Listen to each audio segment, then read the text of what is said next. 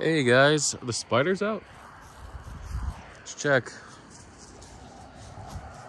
So, are we doing Crypto Vlog Part 2 today? Maybe. I'll talk about a few things that happened during the day. Not a busy day. Shit coins are sort of, meme coins are on the way down, but I gotta talk about a few things. Talk about Israeli-Palestine again. Developments, daily developments. Sure. Okay, let's get at it. First, make a quick correction. New information came to light about the Israeli occupation of Palestine, right? I read about the history of the attacks today from, I stopped reading, but from like 1989 to 2005, to the end of the second Intifada. So, Hamas almost always retaliated for Israeli attacks.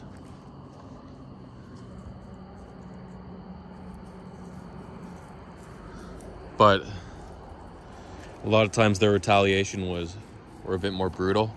And then Israel retaliated back and they did 10 times the brutality. But so it was a little give and take.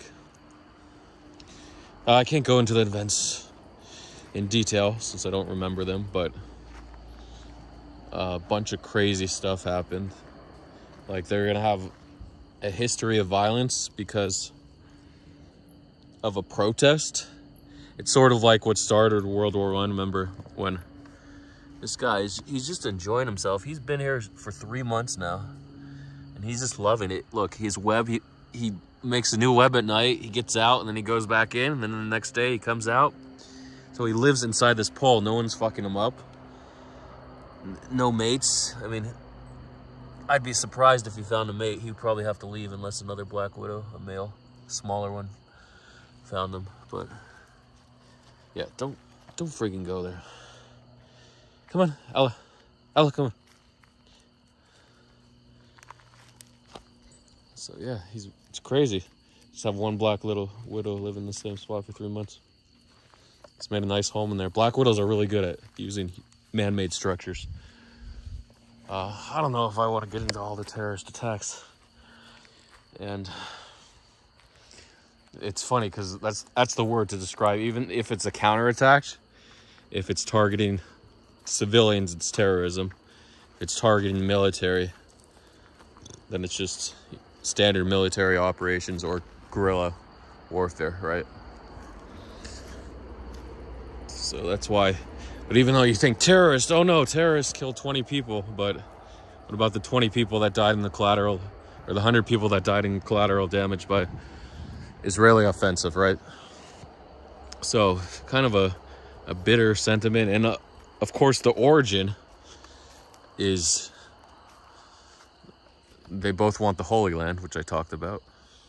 It's a sticky situation there, but at the same time, the optics are whenever Hamas attacks and kills civilians, it's gonna look terrible, like the bloody, mutilated bodies of civilians, or even soldiers, like when they disemboweled the Palestinian mob disemboweled 2 Israeli soldiers, I think, in 2000 or 2001. In response to Israel Sharon visiting the Temple Mount, which is the holiest site in Judaism and the 3rd holiest site in Islam. So that visit sparked uproar because I think the Temple Mount is East Jerusalem. Is that what it is? But how do you, if East Jerusalem is part of the West Bank, which is part of Palestine, how are Jews supposed to visit the holiest site? Right? It's kind of sticky. I mean, they have the freedom. Obviously, Israel occupies East Jerusalem, so they have the freedom. Israelis have the freedom to go there and worship Jews, whatever. A lot of times I mix Jews and Israelis, but there are I think 10% of Israelis aren't Jewish, or something like that, maybe a little more. So I could just say Jewish people, but it's easier to say Israelis. Oh, I'm still talking about this. You guys are getting a little bored. Yeah, it's wild. Read up on the Wikipedia, the attacks and the mutilations. Because whenever a Hamas attacks, it's like blooding. Even though the body count is much higher in terms of Israel attacking Hamas. And Hamas uses hospitals and schools to hide their weapons. Because they know it's going to look awful if they get attacked, if they get blown up, even though Israel does send in warnings saying evacuate before they drop the bombs, because their goal isn't to blow up like 1 or 2 members of Hamas and kill a whole village. Their goal is to blow up the arsenal and the headquarters. So, and in effect, just because they're so close to public facilities, because everything's so tight, especially in Gaza, this tiny strip of land with 2.3 million people. So anyway, it's purposely done for optics. So so it goes back and forth. Like, the world wants to support the Palestinians, but then Hamas being designated a terrorist organization by the UN, even though Hamas is the governing body of Palestine, right? A little ridiculous to have a terrorist body. It's sort of like the Taliban when they were running Afghanistan. So it's hard to have public support. Oh. So people are hoping what happened in Afghanistan, the US withdrew, but that wasn't for religious reasons. Israel isn't going to withdraw from the West Bank, right? It's the site of East Jerusalem, first of all, and the Temple Mount. I could be wrong in that the Temple Mount is in West Jerusalem, but I think it's East Jerusalem. So yeah, it's just everything Hamas does, because they kill civilians so bad. But if civilians die in targeted attacks on Hamas terrorists by Israelis, people are like, oh yeah, it's bad, but it's not brutal. But Hamas specifically like targeting those concert goers, where they killed 260 people out of the 3,500 that attended the concert in El Mad, just the border town to Gaza. The concert was originally supposed to be held in southern Israel, I guess a little more east or north, maybe east, but they relocated it. But still, they could have attacked that area 2 days before they relocated the concert to a neighboring town of Gaza. So again, looks bad, really bad. But when Israel forces thousands of Palestinians out of their homes, again, it's not that bad. The optics, because they're forcing them out of their homes, they're marching in with guns saying, get the hell out of there, keep moving. We want this area, we're going to demolish your home and build Israeli houses here for Israeli settlers, Jews either born in America or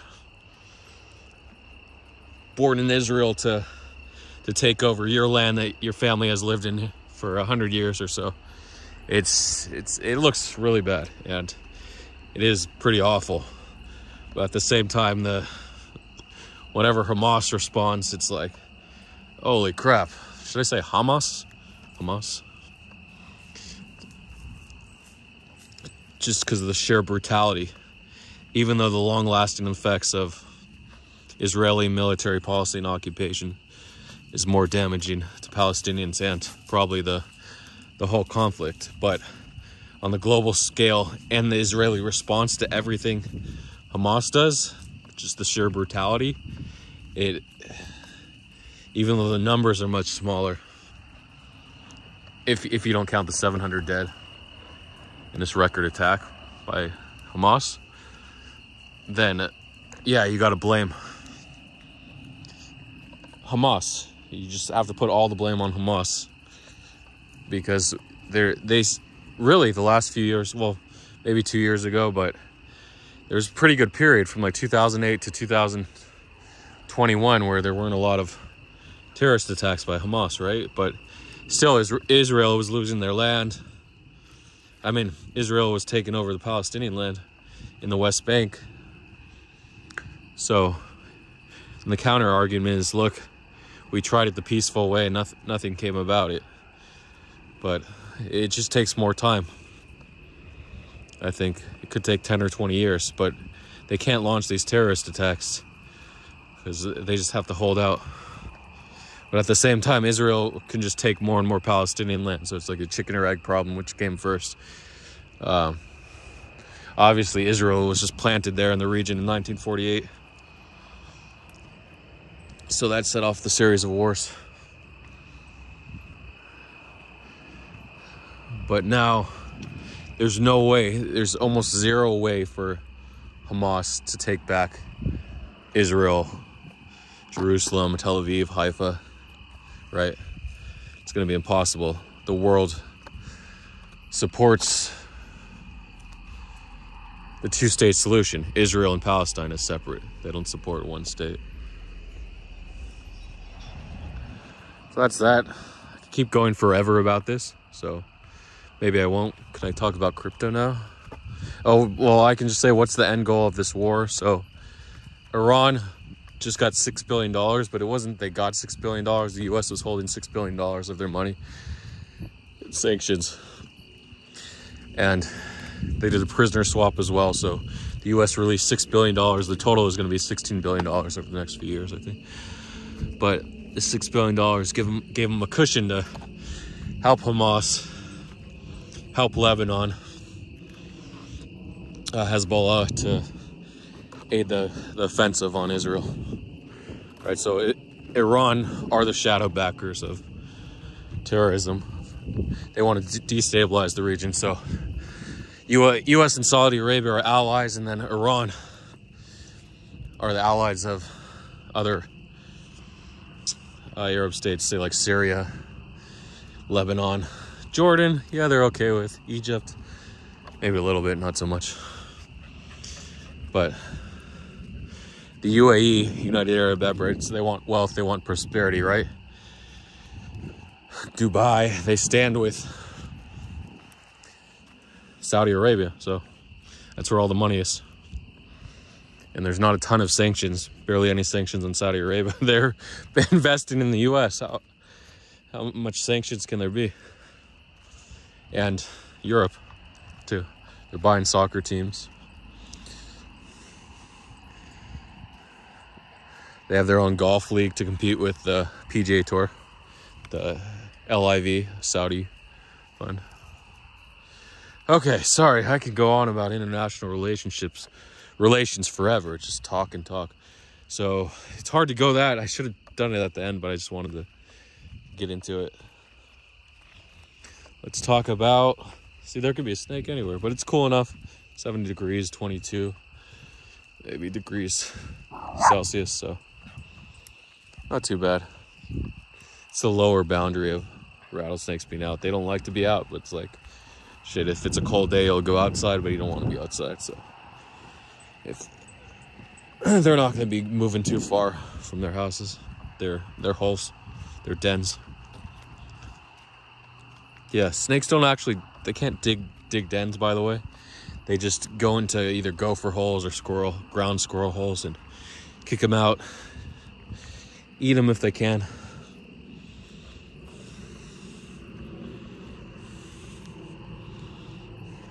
But ground squirrels are immune to rattlesnake venom. So it's kind of like the mongoose being immune to king cobra venom. So they get bit and then they're stunned for a minute. And then they recover and kill the snake. So I don't think ground squirrels kill snakes the same way, but they're just immune to the venom. Same with opossums.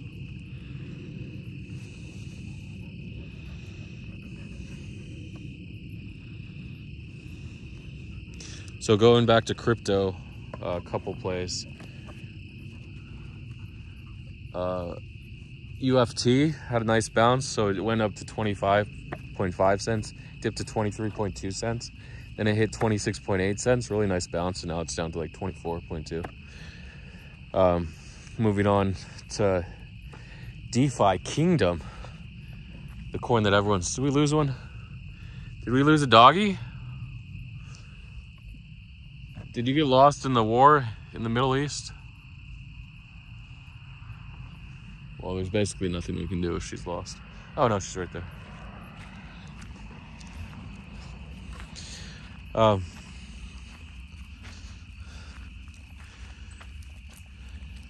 need to continue talking. Okay, so DeFi Kingdom. Holy cracks. Special shout out to Dirk DJ for Dirk DJ. Dirk, former outcast of Tree Capital. Shout out for actually spotting Kingdom at 60K market cap, and now it's at 1.6 million. So if you would have aped when he called it, 26.5x, you could have bought the dip. It went all the way down to 30K actually a few hours late after launch, because it launches. People are like, yeah, what is this coin? There's not enough hype. A lot of these coins, they don't have enough hype at launch, but not after launch, it's up only. Other times they just get sniped up like crazy if there's a crazy meme coin. But there's no cartel, and the cartel didn't hop on until much later. The Shilosaurus campaign, right? So they it's basically like, was it Gunbot? It hit 14 million market cap in early August, just when the PvP versus betting, Telegram betting bots went crazy, right? And Gunbot led the way. So, Gunbot. Now they actually have graphics. It's a game as well as betting. So they added the game element. So that could send it to 10 million market cap. But I wish I did the research at 30K market cap or 60K market cap. I could have loaded a couple $1,000 and made 50 grand off it. Would have been nice. I told you about hedging. If you want to degen long a coin just because you think it's going to go up, short another coin, right?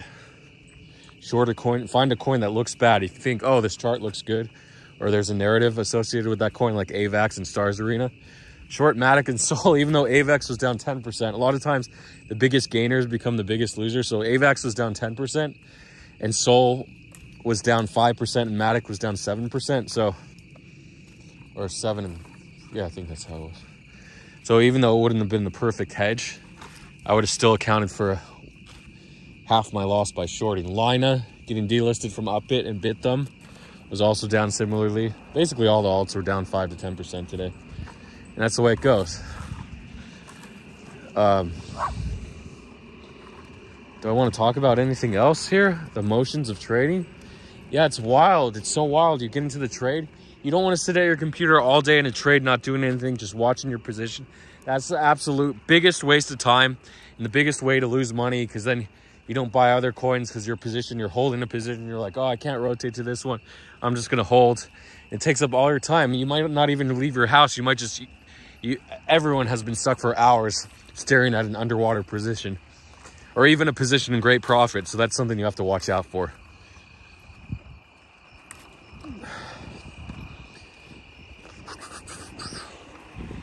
You got everyone here? Yeah. I kind of have to... I ate too much today at McDonald's and then yesterday. Kind of have to visit the toilet again. So I'm not sure what to do. Should I keep walking or should I turn back? We don't really have to go the whole way. Man, I don't want to crap my pants. And I just wanted to go because sometimes I'm stuck at home. I load my phone, then 2 hours later, I put on a movie. And it's over, game over, right? And then, of course, the play comes. Isn't it funny? That's the worst. The big play comes when you're not looking. So how do we do that? Either it's a news trade during the day, like once a week or once every 2 weeks. A big news trade comes, and you're not going to be sitting on the computer most of the time. You can set up a alerting system with your friends or news trading group where there's a pushover, so you see it on your phone and hop in. Granted, you're not going to long the first second, but you might long within a minute, which is pretty good response time if you have a mobile terminal on your phone or a way of longing through the pushover. It's pretty good. There's a lot of different pushover apps, by the way. Another app called Bark. It's pretty good. Just they have different settings, different alert levels, but they're all similar. Yeah, I think I'm gonna turn around. If you guys don't mind, I could go to the whole way, But it's like that setting in, now the talking about the anxiety of trading, missing a trade. How do you not miss the trade? I just told you, set up a pushover with the group, set up alerting system. Botting, you can auto buy, sure, if you think it's going to pump, and it's not going to go up right away. So it's the double-edged sword of botting. Let me tell you about that. The double-edged sword of botting is you're going to be too slow. Someone's going to be faster than you, right? And unless you're the best of the best, the Karens or the KTs. And then the second thing is, will it even pump? So, will it pump right away in the first candle? Sometimes it's a slow, we call them slow juicers, where you can still bot it, but you don't even have to bot it. Unless you're not going to wake up for the alert, then go ahead and bot it. Oh man, good. I'm gonna have to pee at least. I gotta do the double bathroom trip here.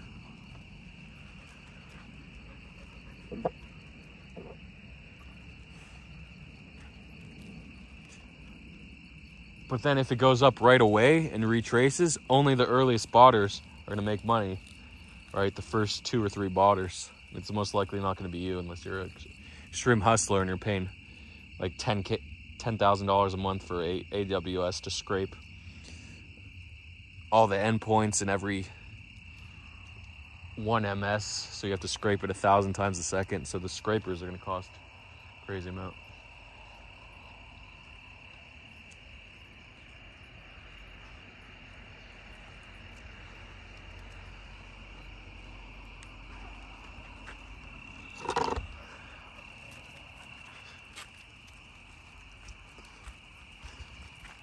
So, to bot or not to bot is the question.